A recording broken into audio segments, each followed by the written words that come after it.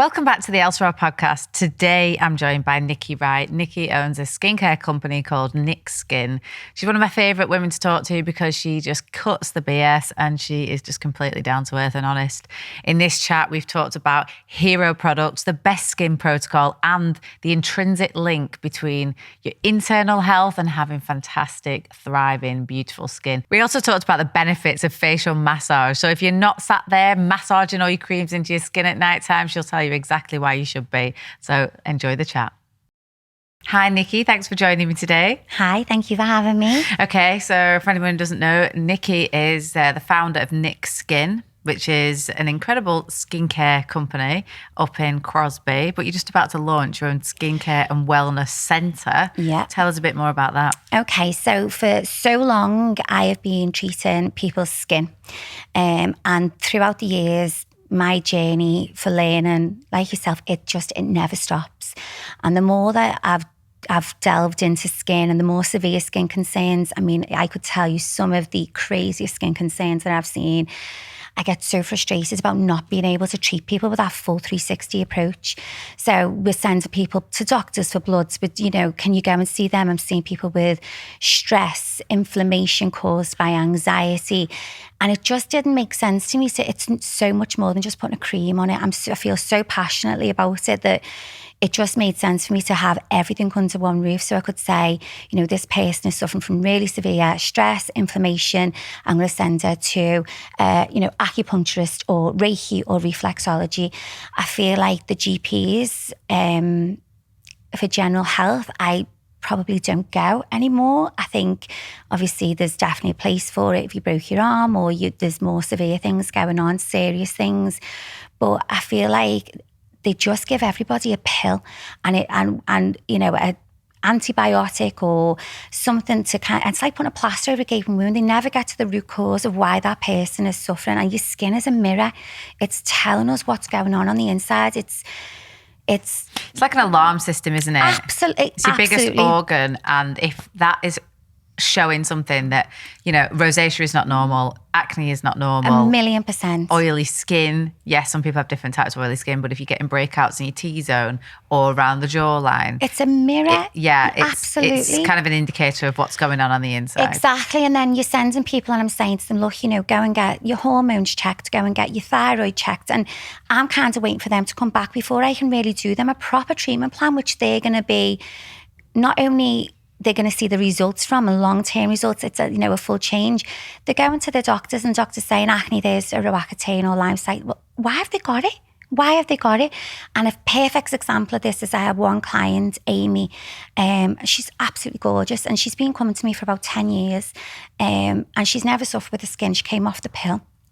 And her skin was, God love her, it was awful. I mean, so much so she was getting, the cortisone injections into the spots because they were so severe. And I kept saying, get your hormones. She was like, my hormone levels are fine. The doctors have said they're fine. I'm saying, well, it's absolutely telling us that they're not. Long story short, she got her full bloods done. Now, your normal radius for your thyroid receptors should be 5 to 30. It's 175. Wow. 175. Overactive thyroid. Thyroid receptors. So It's a difference between your overactive and your underactive, right. But your thyroid receptors are just a different point which they test. But they weren't testing for that. Now, they were giving her Roaccutane. They were saying, do this, do that. We're like, well, hang on a sec. If we can correct these thyroid receptors, that will in turn, the cascade effect of that will correct the skin. So that's just one example. I'm in the middle of a blood analysis course at the moment. And again, I'm down these rabbit holes and we're looking at, people are breaking out on the necks. If it's not related to polycystic ovaries, guess what? It might be down to pesticides in your food. If it's on your jawline, what's your liver like? Are you always having lots of sugar, mucus forming foods, dairy? It's so intrinsically linked and it just doesn't make sense to me to, first of all, call myself a skin specialist and say I can help you just by putting a cream on your face because I can't. There's no cream out there that will clear up acne. There's no cream out there that will stop you aging. It's so much more than just, I've done this for you. Now we can help, we can soothe, we can calm, we can clear to a degree. But if we're not getting to the crux of the problem, what's the point? Yeah. What are you spending your money on?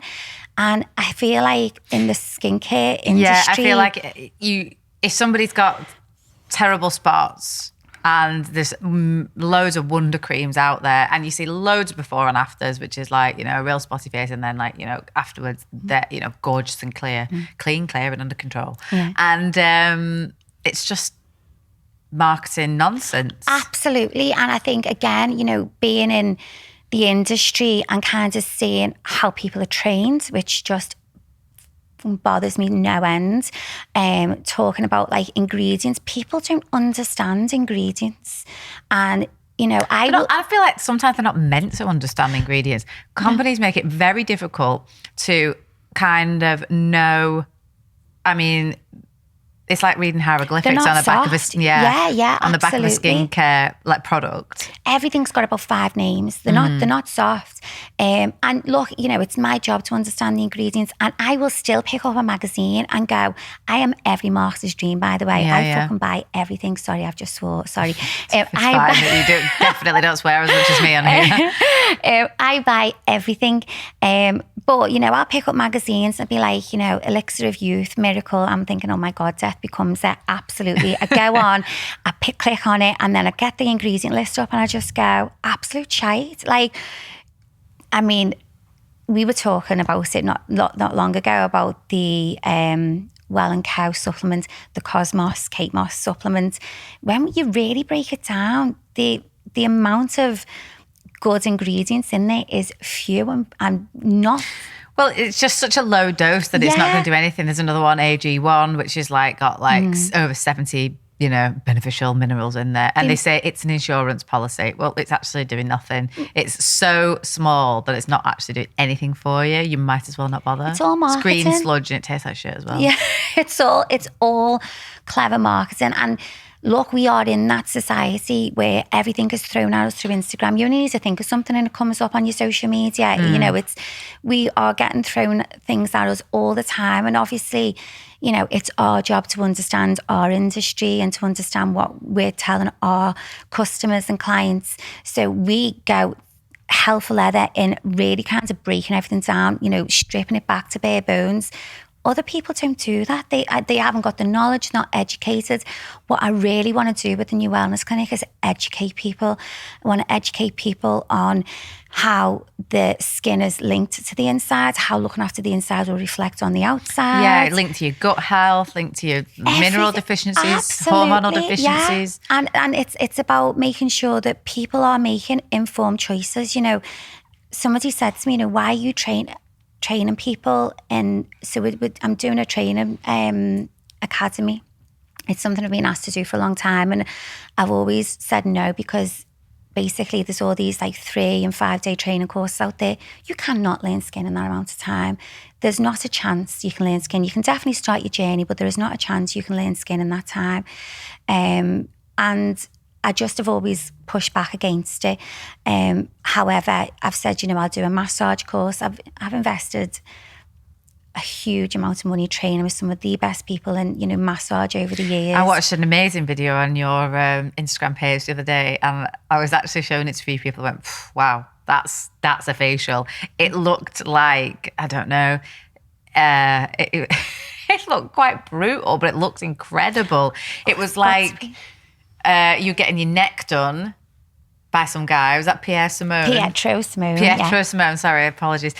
So you were getting like your neck done. You looked like it was really working it. It was really massaging it. Almost like looked brutal, but like incredible at the same time. It is. And again, you know, it's about combining, you know, science with this holistic approach. Don't ever underestimate the power of your hands. I feel so passionately about massage. You know, your face, there's 42 muscles. They are attached to the skin, the mimetic muscles. Everywhere else in the body, they're attached to the bone. We are using, I think about how much, I mean, even now, how many muscles I'm using right now. And, you know, as we get older, our chin shortens. We start to get this downturn mouth. You know, Christ almighty. We can create real change, sculpting effects. We hold our lymph, we hold tension in our muscles. It stops this nice oxygenated blood traveling. If we can really work with the science alongside that type of approach, that's when you're going to see long-term results. Absolutely. There's your quick fixes with your injectables. There's your quick fixes with, look, we do laser, we do microneedling. Of course, we have these results-driven treatments. There is a place for them. But everyone at the moment is kind of training in this really clinical approach. And it's about how harsh an ingredient can I put on this person's face? How crazy can I go with this equipment?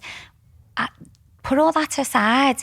We want to pepper your 3 or 4 times a year, you'll have a results-driven facial, which is causing that controlled trauma.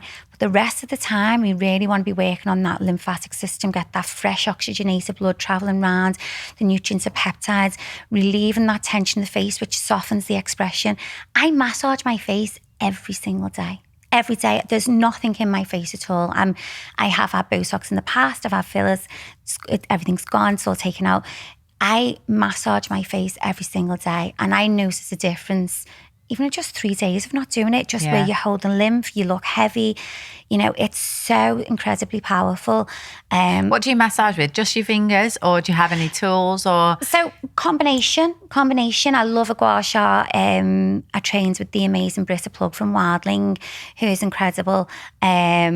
And she's such a huge advert for, the amazing benefits of gua sha. She's got autoimmune problems, and you can see when she doesn't do it, and she's really honest about that. She's great.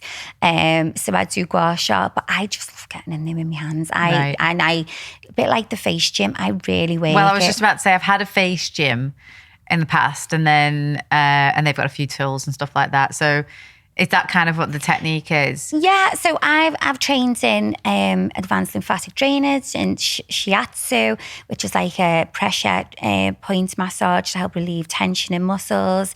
Trained in sculpting and lifting, like Eastern European techniques, all different types of massage. So my way of massaging now is probably a combination of all of them combined. And I can touch your face and I can tell you where it's tender. I can tell you where you're holding lymph. I can tell you if there's swelling. I can tell you what's muscle tension just by touching me. I look like Stevie Wonder when I'm massaging now. I really am just like reading the face. And, people, when you're on the bed, will say like, oh my God, I'll say this is going to be sore. And straight away they'll go, oh my God, how did you know? The intraoral massage, I mean, you've had one, they're incredible. Yeah. Just For relieving anybody who that doesn't know, an tension. intraoral is Nikki will get her entire fingers into my mouth and start working the inside of my mouth as well as the outside. And it's a real like invasive massage of the face. You'll never have anything like it, but it's incredible. And I mean, it's amazing for TMJ and things like that, but it sculpts the cheekbones. If you think to yourself, when I've got a knot in my back, I'll go and get a massage. We don't do that with our face, and we hold, you've got your mouth, Do we get like knots in the face kind of similar? Absolutely. Right. Absolutely. So, we can feel them along the jawlines. It feels gristly. You can feel tension around this area here. In our masseter where we're clenching, you'll feel a knot in here. And there's definitely things you can be doing at home to relieve that tension. As I say, I really feel passionate about massage. We are going to be doing, self-massage masterclasses in the new clinic because, every client who comes and goes, I just want you to teach me how to do it at home. And you'll learn to read your face. So I massage my face every single day, but it could be different because it depends on what type of stresses I've had that day, or if I'm feeling a bit headachy or sinusy. I'll adapt it to how I'm feeling. And I mean, my partner will attest to this. Every night we sit in bed and he's going to sleep, and I'm sat there for 15, 20 minutes and massaging, and I'm thinking, oh, for God's sake, you're just doing me head in. But I just say to him, it's my job, but more than my job, I love it. I really do. And you see the difference.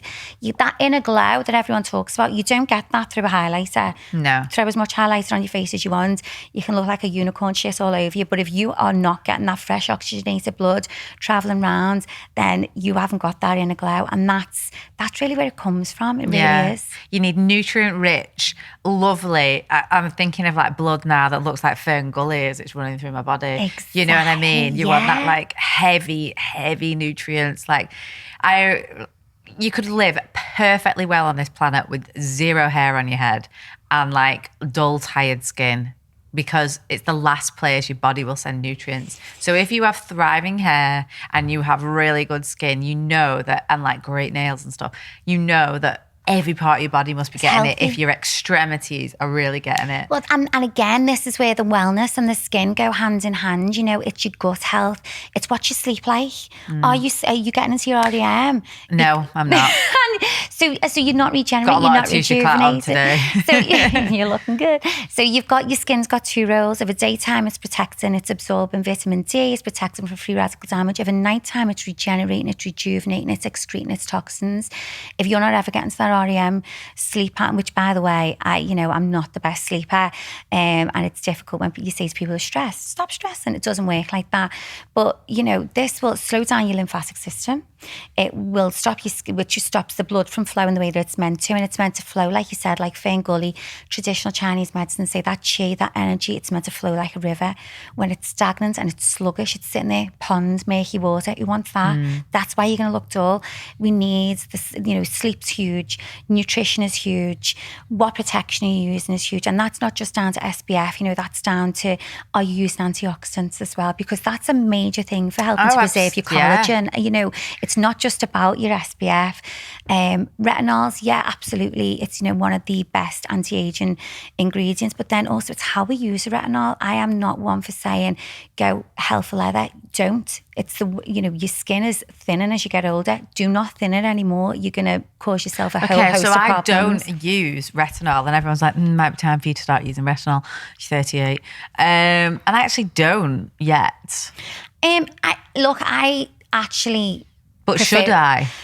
Yeah, you know what? You could incorporate a retinol maybe 2 to 3 times a week. And again, it's how it's encapsulated. So we were talking earlier about encapsulation and the importance of the delivery systems in both skincare and supplements. It's so important. Retinols, when used properly and when they are the right strength, if you use a retinol, which is a really high strength, and you overuse it, you are going to impair your barrier. Your barrier... Is that when you'll get like a retinol burn, like you get red? Yeah. And for healthy skin, you need a strong barrier. Your barrier is your first protective point. And again, I know we always kind of go back to menopausal, perimenopausal women. I'm at that age, and we talk about, the supplements and things like that. We actually need to pull back a little bit when we get to that stage, because when we are thinning the skin, our skin's already thinning, and we don't want to overly stress the skin. So I would suggest for women over a certain age to be looking at peptides. Peptides are a building block for collagen. I'm not a fan of tretinoin at all. I think it's too harsh, it's too aggressive. I don't think there's a place for it in today's world when there's so many other amazing ingredients which will do what it does. Your skin might look amazing for 6 months, but trust me, 2 years down the line. I mean, I'm actually treating a lady now who was on a Bargi for far too long. We are having to needle her skin. She'd done it for scarring and it improved for 6 months, 12 months. 2 years down the line, it's worse than it ever was, because she's now at an age where her skin's thinning. Right. So we're seeing it. So now we are having to do controlled trauma treatments like microneedling. Her skin's far too thin for ablative laser. And let's be honest, right? A Bargi is so expensive, right? So expensive. I mean, for a full kit for a month, what we're talking? You're talking between £400 and £600. I mean, they have different programs. You've got your pigmentation program and things like that. And look, I've seen amazing results for pigmentation with it. However, you stop using it. Does the pigmentation come back? Yeah. Are you going to continue to use it? You can't. No, right. I work with I had a friend who did the pigmentation stuff, and she was like, her skin was like literally peeling off all the time, but she had to do it for like 6 months. And then you stop, and they've got something in it called a tyrosinase inhibitor, which inhibits the melanin production in the skin. So melanin is produced not only by sun, and UVA, UVB, it's produced by overheating and things like that. And again, as we get older, we're more hormonal. We start to see changes, we start to see age spots. That's where they come from. And again, our skin is thinner. So as you get older and your skin becomes thinner, it's going to be worse. I've treated a lady who was on the Abashi, who had a major laser treatment, looked like a burns victim for, I'd say, a month. her skin for a wedding. I mean, I saw her after this. Her skin for the wedding was amazing. She then went on honeymoon and her pigmentation was times 10 from before she'd had all those treatments. So she had all that treatment so on the wedding day, she looks absolutely gorgeous. And she did. What's the long term? We are looking at the long game, and that's what I truly believe. And sometimes people will come in, and maybe I'm not the therapist for them, because they'll come in and they'll say, I want this, I want that, I want this, I want that. I'm looking at where we're going to be in 6-12 months time when I'm introducing a new client to our clinic. You know, I hope you're still going to be coming in 12 months, 18 months time. So let's not rush to get there. Let's work out, again, what's going on the inside. Is the reasons, what supplements are you taking? Can we reduce this? Let's see where we're at when we do this way. And then maybe 3 months time we go, okay, so now we're going to start looking at the scar, and now we're going to start looking at other ways to treat it. Let's make the skin as healthy as possible before we start absolutely just stripping it. Yeah. What do you think of CO2 laser? Again, it's a great treatment for things like really deep scarring. For anyone who doesn't know what CO2 laser is, that is literally like completely new skin. I think you could never do it on younger skin. If you ask me, you should only be done on older skin. And if you've got some really deep scarring, acne scarring, anything like that, it can be good. But I mean, the downtime and huge. What you look like you've been in the fire. Absolutely. I mean, we do the fractional laser in the clinic, and I can honestly say, I mean, it's an expensive treatment and there's not a downtime. Do I recommend it very often? Maybe 4 times a year. Really? So it's got to be for severe cases. There's different ways of getting there. Yeah. I see a couple of people who get it done, and they do the results are incredible afterwards, but I think it can't be good. That literally can't be healthy for the skin. I've seen clients who have had really fractional laser at hospital, for scarring, and they haven't got the results. But we've done it slowly, baby, slowly catch your monkey. We've done it gently, and we've got there in 6 months' time. There is not a quick fix for some things, and we've got to, again, educate ourselves and educate each other, and make sure you're seeing the right therapist, make sure you're going to the right nutritionist, make sure it's your body. This is where you've got to really, your skin's representing you, but more so than that, if you're not looking after yourself on the inside, girl, you're going to end up dead. You're going to end up looking like shit, feeling like shit. And you just can't fix it with like topical things all the time or whatever, I mean, masks, moisturizers, exfoliants, all these things, it's largely pointless. It goes hand in hand. So, I'm so incredibly lucky. I've got access and I get sent so many amazing products to try, and we work with a company called Get Harley, which means we've got access to every medical grade skincare brand in the world, which means we can really tailor treatment plans to people. And absolutely, it helps. It really does help. If there's an ongoing issue, then that's where we need to go internally. Sometimes people's issue is simply the skin barrier is just wrecked because they've overused products, because they've overly bought things, they're using too much. We often find that people who use too much, their skin's in worse nick than people who don't use enough. So there's a real fine line. So it can definitely help. And obviously, this is my job, this is my bread and butter, and what we do, the products that we use will make you feel gorgeous, and we're using the right things for your skin type. And that's the difference when you come to a professional, or then walking into Boots and picking up a load of things which you've seen. Okay, so let's do that scenario. I'm in Boots and I want to buy some skincare. Okay, so at the moment, my skincare regime, and you're going to tell me off right now, I have a shower, whatever, and then I put an essence onto my face, which is a Kiehl's one. Mm-hmm. I really like it, like the way it feels. It's really hydrating and it just seeps into my skin. Then I use La Roche-Posay B5 under my eye. And then I use, depending on if it's like, where I'm at, if I'm at Danny's, wherever, I sometimes use a, what's it called? Clinique Moisture Surge. Love the way that is. And again, I feel dead shiny and silky. It's probably because it's not penetrating very well. It just sits on the top. Or sometimes I use a vitamin C, a La Roche-Posay again.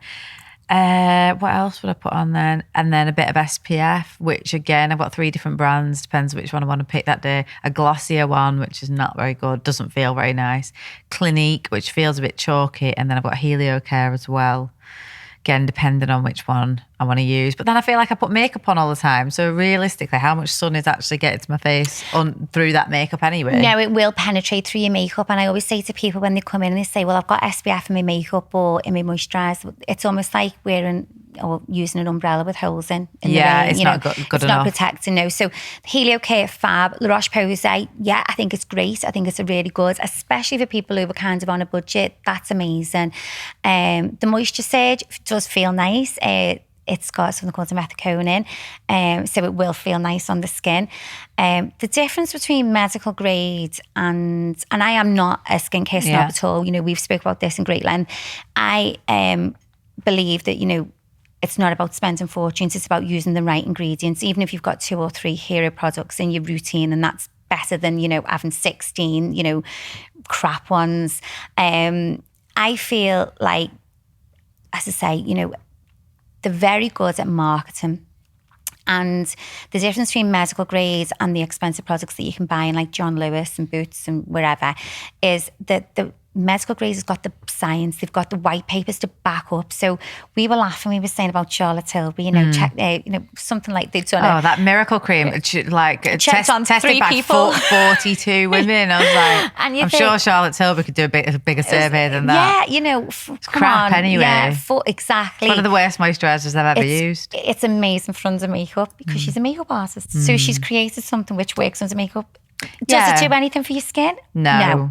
Nothing. It's not an everyday moisturiser. No. In fact, I don't really rate her skincare at all. No, I don't. I really don't. Sorry, Charlotte. But I truly think, the best way to gauge how your products are working for you is how do you feel when you've got nothing on your skin. So I mean, wash your face, go home, wash your face, hang around the house 20 minutes, 25 minutes. Are you feeling tight and dry? Yeah. Tight and dry. So we are missing the moisture. So how do we get the moisture into our skin? Well, I use Kiehl's. The essence, And a bit of moisture surge. So we need if you can imagine. I feel like I need to draw. So if you can imagine, you've got a big skin cell called a keratin, a site that breaks off into little skin cells called mitosis. And over 28 to 35 days, those skin cells mature and are taking on different layers of the skin. Now, a moisturiser and an SPF's job is to act as a barrier. So they've got a large molecular structure. They're sitting high up. A serum's got a smaller molecular structure. It's more potent, which is why they tend to be more expensive. That will penetrate down. So you're delivering those nutrients and peptides to those baby skin cells. As they are coming up, and they are pushing these dead skin cells off, you're getting everything that you need. Now, if you are overly treating the skin and you are desquamating, as the skin cells meant to desquamate away, if you are overly treating, you're exposing those baby skin cells before they have gone through their maturity life cycle, then you open a massive box of problems. That's definitely not the way you say, but you know what I mean. Yeah. And what happens is, you're impairing your barrier. Those baby skin cells are not strong enough to protect from environmental aggressors and extrinsic factors. So they have to go through their life cycle. Equally, if you aren't using products which are encouraging that desquamation process, as we get older, it slows down and we get so many people who come in and go, I just feel meh. And that meh is because if I looked under a microscope, your skin cells would have a bluish greyish appearance because they're compacted.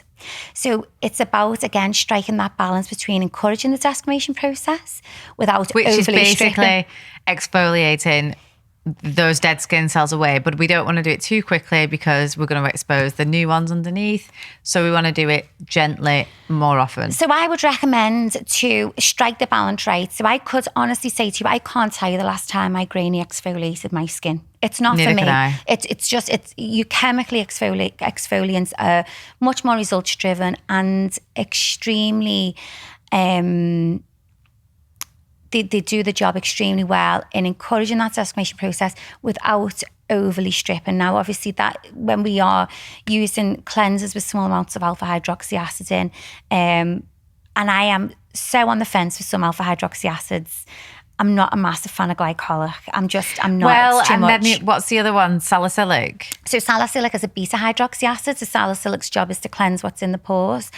Alpha hydroxy acids are things like lactic, mandelic, glycolic. Glycolic can cause reactions in so many people's skin. And again, when we start kind of entering a certain age, we find that as our skin's thinning, it becomes more sensitized. Glycolic can be too much. I can't bear that nip and fab glycolic range. I can't bear it. There's so many young girls who have come in and their skin is wrecked, dry, acne, red, blotchy, spots take forever to go. What you use, I use the full glycolic range. And you just think, oh my God, the nip and fab. It is just awful. It's too much. It's far too much. So it's about, again, how much of the ingredients are in there. Now, I use a cleanser which has got small amounts of AHA and BHA in. My little girl has been using the same cleanser, and I do every now and then vary because I. And what brand is that? That's the IS Clinical, the Cleansing Complex. It's the one I always go back to. It's great for Daisy. She's now 13. She's been using it since she was 8, and she's like super sensitive and lily white. And, you know, she's starting to get into that phase of puberty. And again, you know, we were talking about it before, the periods and the hormones are rife. But her skin's great. Yeah. And she doesn't overly, I mean, I do, as she walks out the door, Daisy, she goes, I know, SPF. You know, we have these conversations, but small amounts of potent ingredients consistently is better than large amounts of the ingredients any once day. in a blue moon. Yeah, absolutely. Yeah. So, or like, again, it's the Abaji. Is it the Zoe? Again, Zoe. yeah. They do an exfoliator, a little blue one, and that is so grainy. It's like 120 grade sandpaper. And like Danny always give me some of that stuff. Do you know what I mean? He'd be in the bath and he's like this. And he thinks it's amazing skin, because he's like, it's like, you know, but men have got thicker skin. They can tolerate it. We can't. No, I go really red and blotchy and I think, ooh, and I'm like sore actually. Yeah. I mean, again, everybody's different, and, you know, you can have the perfect cake recipe, but if you leave out the egg, the cake's shit. Yeah. It's about finding out what your recipe is. So it's definitely not for me. Very few people who I know use these lines actually come in and go, love them, I will never change. You know, every now and then someone will come in and I always sit and, you know, tell me about what you're using. We do a full skin analysis. We talk about, you know, how they feel, again, nutrition, sleep, everything. You know, what's your morning routine, what's your evening routine, what are your skincare goals? If I had a one today, what would be the main thing to fix? This is what we talk about when you come in. And if they come in and their concerns are red, blotchy skin, breakouts, you know, this dehydrated skin where you get the oily T-zone, so I get blackheads here, but then I'm flaky throughout the day. And then we start talking about what they use and they go, but I absolutely love my products. Well, you're absolutely using the wrong products. They are not for you. Every now and then, as I say, someone will come in and they'll say, I use the Zoe or the Abaji and I'm quite happy. And I will say to them, okay, so we will revisit this in 3 months' time or 6 months' time because your skin's needs change as well, don't forget. But also, it's not always suitable for long-term use. So we do always revisit. I say most of the time people are ready for a change. It's too harsh. A lot of people who use those brands are the people who come in and say to me, I want the CO2.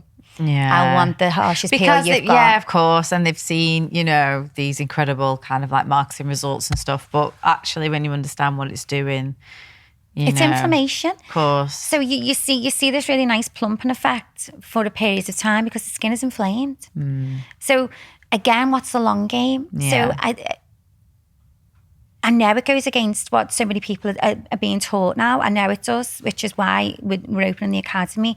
What is the long game? How are you looking after your skin in your 30s, 40s, 50s, 60s? What I'm doing now in my 40s is going to be saving me in my 50s, is going to be saving me in my 60s. Do I do really strong treatments on myself? I can't. I've got rosacea. If I overly treat my skin, that's what it does to me. Yeah. Again, that alarm system's flaring up and telling me too much. I know. I want to be looking like Joan Collins when I'm 90. Absolutely. And she never puts her body in the sun. Ever. She literally, and she lives in Saint-Tropez half the year. So, you know, she's got a massive hat on all the time, SPF'd up to death and always covered up. And she looks like fantastic, doesn't she? There's so many women out there. I mean, God, my friend, his mum, Pat, she's absolutely she's the same. She's never, and she's 75 and looks incredible. Sun damage is a huge thing.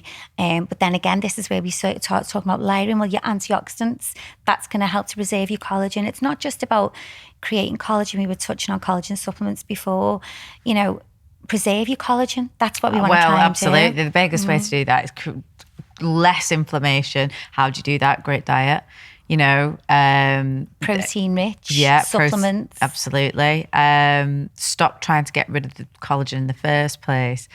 Apologies for interrupting this podcast, but I need to ask a favour. If you're enjoying this podcast so far, then please hit that subscribe button right now. I'll be straight up and honest that I want to see this podcast grow and flourish into something that I'm really proud of. And the only way that I can do that is with your help. So if you've ever learned anything useful from these conversations, then please return the favour by liking, rating, subscribing, and maybe even sharing it with your friends. Thanks very much. Let's get back to the episode. Yeah, collagen is a real buzzword. Everybody I speak to when I talk about supplements says, well, I take collagen. I go, why do you take collagen? Because for me, that is like nice to have, not need to have. That is like if you're going to spend money and you've got a little bit of disposable income, but not a lot, where you can't have a full spectrum of stuff, that would be one of the very last that I would be taking. Yeah. I think before that, there's other things that you could be taking to support collagen so that it doesn't go in the first place. MSM being one of them. A couple of others. NAD. Yes. NMN maybe. Yeah. But again, these are expensive. So where would I hedge my bets? But they've got all of the benefits too. Collagen is part of the picture, but it's not the big... It's not the biggest thing. It's the last thing for me as well. Yeah. And I think... but it does a hell of a marketing job. Look, it's the buzzword, as you say. I was talking to somebody about it the other day, and I said, Dr. David Sinclair, who is the world's leading anti-aging specialist, looks like a boy, probably about 150. I think he's about 56. Absolutely incredible. And when I say anti-aging expert, he doesn't give a shit about his skin. He's talking about anti-aging the whole body. Yeah, he's actually, have you seen those mice? So one is like all grey, and the other one, I put it on Instagram and everyone kicked off. They were like, oh, you're testing on animals. I was like, you're advocating testing on animals, although...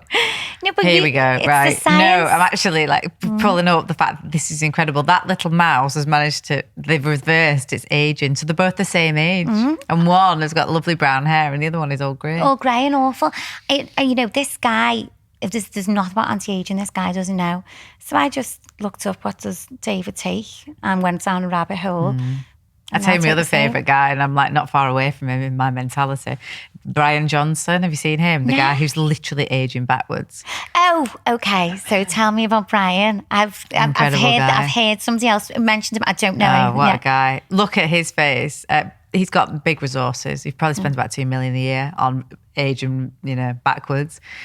And he's the most measured, he measures all of his biomarkers multiple times a day, does his blood work all the time, will completely flood his blood through, take new blood on every day. His supplement regime, I think he takes 111 different pills, different times of the day. He does red light therapy, he does exercise, but everything is measured. He's got 100% sleep quality over a 6-month record. He's one of the best sleepers in the world. I'd love to live with him. You should listen to his podcast because he's extreme. He's very extreme, but I feel like if I had his resources, I would just be as extreme as him. But I think it's all about longevity. Yeah, and it's about I am a huge. It's all about balance. I like to. We every now and then we have a takeaway, or I have a drink, and it is all about balance. And it's what you do 90% of the time. Exactly, yeah.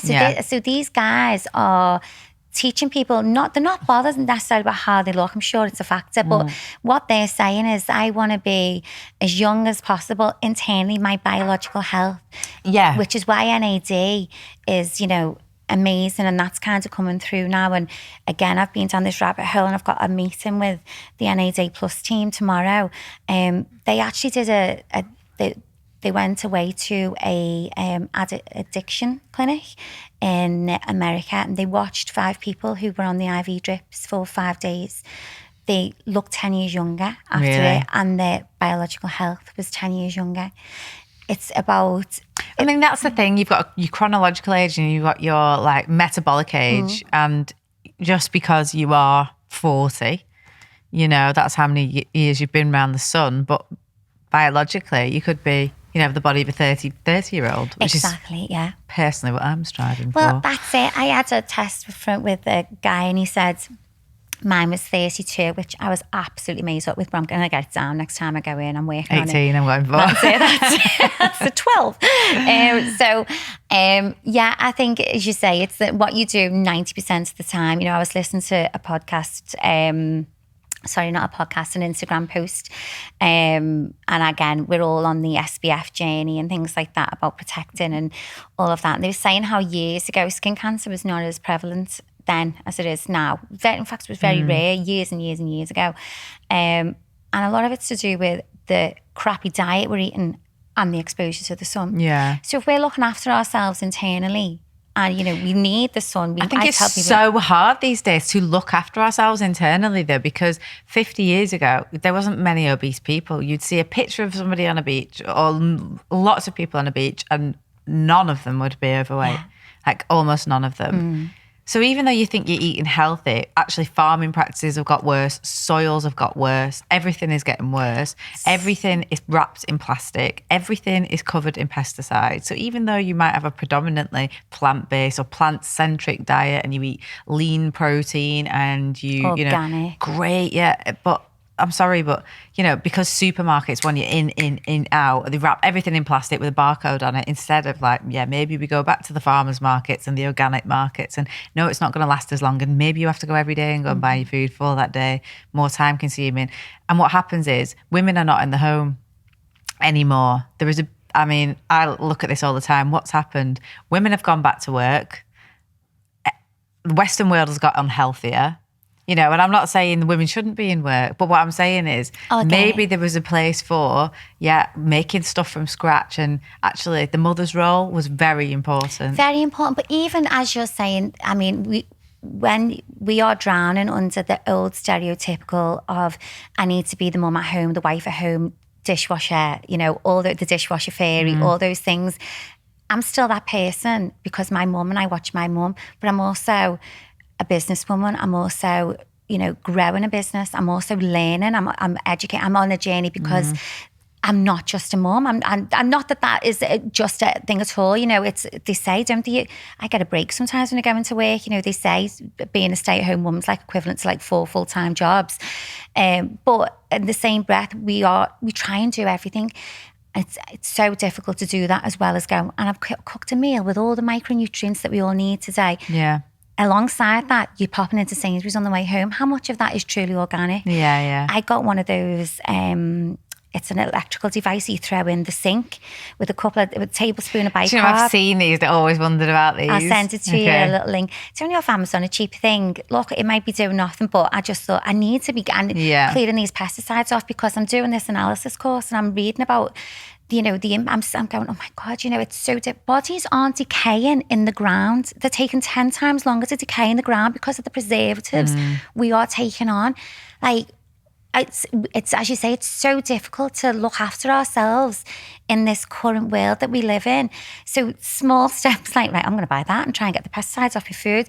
I'm going to buy organic when I'm buying meat. I'm going to cook from scratch as often as I can. I try and at least 3 times a week we'll cook a homemade meal, and there's an amazing delicatessen next to work where they do homemade food. So I'll take one of them home sometimes and throw it in the oven and think, oh yeah, look at me, I've just made a curry. But I think it's so hard to, even when you're going into Sainsbury's, to even buy organic and trust that it's organic. It is hard in today's Western society. As you're talking then, what I'm thinking of is maybe the Amish have got it right, because my friend Fran, she went on an Amish TV show that was on Channel 4, and it was about living the Amish lifestyle. And I'm sitting there listening to it. I was like, it sounds fucking amazing. It sounds amazing. They grew everything themselves. They didn't have fridges, so they couldn't preserve anything. So everything had to be like eaten and everything grown and eaten as and when. she lost a significant amount of weight. Definitely got healthier. She looked amazing when she came back. She'd been out in the sun, so yeah, probably not the best of sun exposure, but she was like working in a field. So you get an exercise without going to the gym and doing it for aesthetics. She's not pumping iron. You're actually just working all day, you know, raising barns. That's what they were doing, raising livestock. It was incredible. I was like, there was no TVs, no phone. They used to sit around. It was very community-based. Read, educate. And you know, the world we live in, yeah, it's very hard, but actually, that world, it doesn't look very hard. Like, it's the way they set up their lifestyle, you know? And as you say, it's that community thing as well, isn't it? I think you need to live that way. To live in that world, you need a whole host of other people who are willing to live in that world too. With you. Yeah. I mean, same when I did the island, everything was taken off us. We were hunting. So your exercise, your physical exercise, I can't imagine how many steps I was doing a day. Must have been plus 20,000 when I could be arsed and wasn't sunbathing. But when I was arsed, you know, and I had a bit of weight on me in the beginning, when I wasn't starving to death near the end, I was like out and about collecting water again. And every food that you caught, you couldn't catch too much because you were exhausted from catching one thing. I'm not saying I caught anything, by the way. I would have been dead if I was there on my own. But coconuts. I was really glad there was other people there that were hunting that were better than me.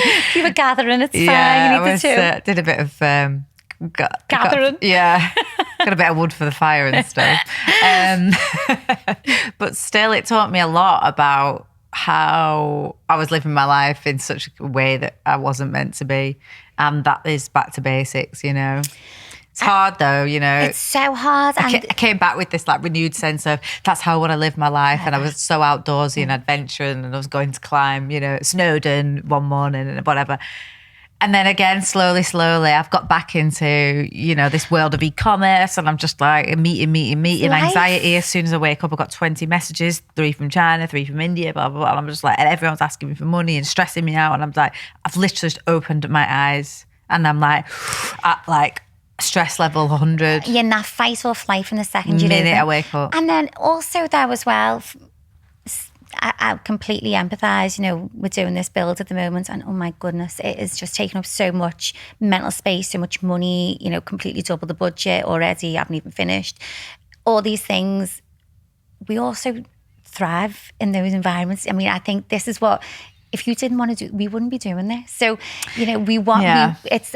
I mean, it's only because I'm in the rat race, you know, so I want to be better than the other people who are in this rat race. Kind of, you know, so I'm thriving because I'm like, okay, well, this is the world I live in. So I'm going to be the best in that world. You've got to be the best of that world, don't you?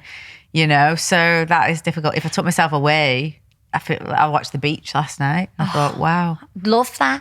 I just think I didn't have my phone. I go to the rainforest, and I spoke to somebody who's just got back from Bali, and she said we've done the most amazing like kind of tours and these infinity pools and rice fields, and it just sounds incredible. It does make you feel good. I feel at one when I'm in the jungle, I'll be honest. I feel amazing when I'm immersed in that kind of nature, you know, whether it's swimming in a lagoon, you know, on the beach, and they've got no makeup, very casual. I don't like holidays where I've got to like tart up, like Las Vegas would be like my last place I'd go to, or Marbella or anywhere like that where you got to like... Agree. Yeah, sod that. I'd rather just put my hair in a bun. Wet bun. Sit there. Flat shoes. Yeah. Long dress. Exactly. Just comfy. Yeah, and just immersing myself within nature and animals and insects and whatever. And that's when you decompress. Yeah. And I think we were talking before about how much you've done. You've always been so very driven between the masters and the journalism and the, you know, all the things, the islands, the street made, the Scouse I don't think anyone knows about street made. You're always like, absolutely, I'll push myself out my comfort zone. But there's always that huge part of it. It's just like, oh my God, just, you know, to do nothing and to just relax and just be me and not feel those pressures of society around me. I think we all feel like that. But unfortunately, we do live in a world where we've got to send our children to school. We've got to, you know, pay for a house. We want nice things. We want to be able to go to these places and spend 3 weeks immersed in the jungle. And to do that, we need to make some money, or we have to go and live in a commune. And I don't think, you know, Daisy would enjoy the commune at this age. No, exactly. So it's. I think, yes, so much part of me really thinks, oh my God, that would just be absolutely incredible. And part of me just thinks, would I 6 months in just be like, get me back, get me back? You don't know, do you? Yeah, because I did miss it. I suppose missed comforts. I mean, it was by the end I was starving to death. I was like my blood pressure was so low. I felt like pissed all the time. I need to bed. Standing up, I was like, whoa. You know, I'm just sick of these samplers now. I was counting down at the days, and I remember getting the days wrong, and I had to add a couple more days because I'd messed it up in my head. Because obviously there's no concept of time there, and I was like, I've still got 2 more weeks. Do you know what I mean? I was just like, oh, fuck this. But I wouldn't have quit. No way. No. And because that's not you again. So, you know, your comforts, you know, your beds and look, nice creams, you know, our supplements. We like to look after ourselves, and to do that, you know, we do it. You need a little bit of money. Again, you know, it doesn't have to cost a fortune, but make sure you educate yourself on what you do. Okay, so let's go through that. So, let's go through some like real hero products that you like. Yeah, you don't have to blow the budget on, but that are great staples for pretty much the majority of people's like skincare regime. And also, you know, do you need like under eye creams, or can you just use the same cream? You know, talk to me about like the stages okay. And how many you need. Okay, so first of all, hero products. So I am a facial oil whore. I absolutely love a facial oil because I massage so much. And one of the absolute best facial oils, so reasonable, amazing for skin that's breaking out, amazing for skin that's compromised, amazing for just incredible. I use it as a pre-cleanse, massage tool. I sometimes use it as a moisturizer. Is the Living Libations Best Skin Ever Sea Buckthorn Oil. If you haven't got one, order one immediately, because there's times where you could literally use that to wash your face with and use that to moisturize. If you've got no money and you need one product and you think I've got enough money to buy one thing, that is what you're going to go and what's the price point of that? You can get it for £35 and it goes up to £6 for 100 mils. It lasts me for ages. It's incredible. People who've got really severe skin concerns, compromised skin, we will do a skin reset where for 7 to 10 days they won't use anything but that product. I've got no affiliations with that company. I get absolutely nothing from telling people to use it. It's just, as I say, I've used your Augustina Spaders, your Vintner's Daughter, you know, really expensive oils. Yeah. This, for me, ticks all the boxes. So if you can get one product and you've got, whether it be acneic skin, rosacea skin, dry skin, go and get that. That is going to help you. An antioxidant serum doesn't necessarily have to be vitamin C. Resveratrol is great as well. But an antioxidant serum, that's going to help to protect the collagen that you've already got. It's going to protect from free radical damage, encourage collagen production, slow down the depletion, and prevent pigmentation as we're getting older. So an antioxidant serum. So for daytime, I would want you to cleanse with a face wash in the morning. Again, anything in the face wash that should be there? That is absolutely dependent on the skin type. So some people will like, and I'm not one for cotton pads and faff, and just drives me mad. I just want to wash my face, squirt something in water, wash it off. That works for me. But some people, a cream cleanser is more suitable. Some people, a face wash. Very rare a foaming, although I have been using a foaming one which has been given to me lately by Pietro Simone, which is actually lovely. Normally they're quite stripping, but it's really nice, really hydrating. But again, it depends on what your skin type is. Sensitive skin, dehydrated skin, rosacea, more of a cream cleanser. Skin which is normal to dehydrated, which is oily, prone to breakouts, blackheads, congested skin, dull skin, more of a face wash with your small amounts of AHA and BHA in. Then going with an antioxidant serum. Again, depending on your skin type, will determine whether or not you use a moisturiser and an SPF. I like a hydrating mist like you, because I will spritz it on before I apply my serum. So when you use your essence, apply your serum while the skin's still slightly damp, it sucks it up a lot more. I will use a SPF as my moisturiser. So I like the IS Clinical SPF, Extreme Protect. That's really luxurious, but your makeup doesn't sit on it, doesn't feel chalky. It's lovely. It's suitable for most skin types. In fact, I don't know anyone who doesn't like that one. And then over night time, I will do a double cleanse first with the sea buckthorn oil. Then I'll go back in with the Ice Clinical Cleansing Complex. And then the age I am now, I don't use a retinol very often. I tend to use peptides. Peptides are my mate. This is where my skin responds to.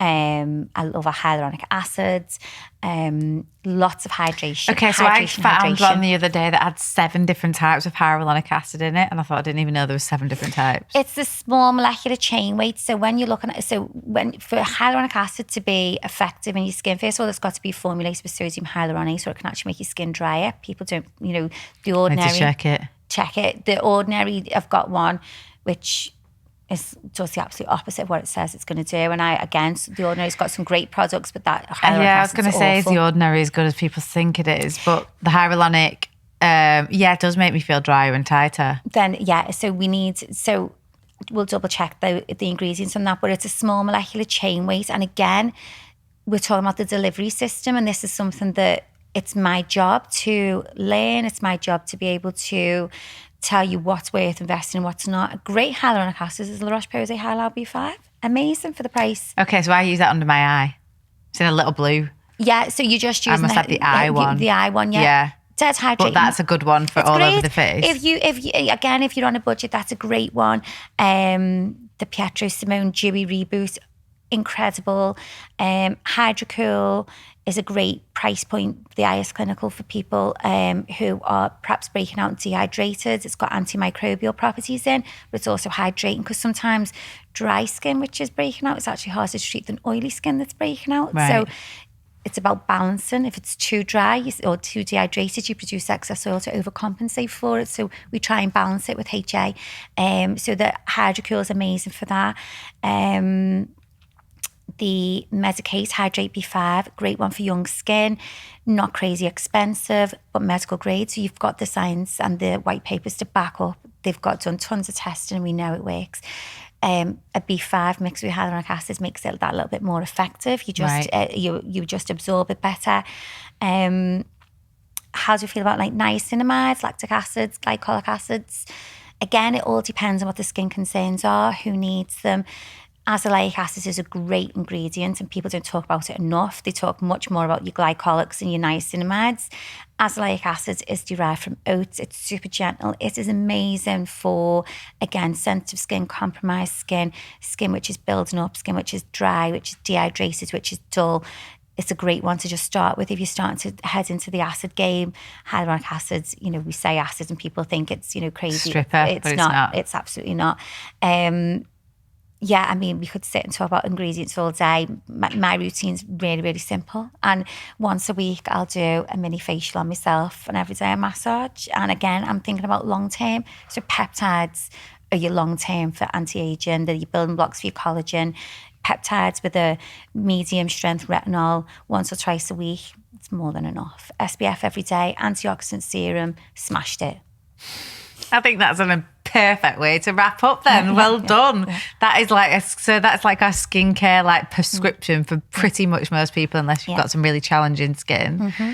Well, that's amazing. Okay, well, I'm sure everyone is going to go and rush out and buy it. I might have to do a couple of links below. Mm-hmm. But yeah, so Nikki, if anyone wants to get hold of you, how can they get hold of you? So we are on Instagram at Nick Skin Wellness. And there's also at Nikki Wright, Nick Skin.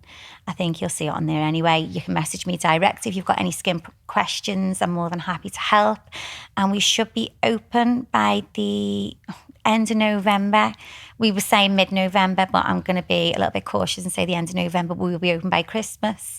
And obviously we do consultations and that there. And we are not affiliated with anything, so we will recommend what we are honest in our delivery approach, and that I think that's so important when you're going to see people.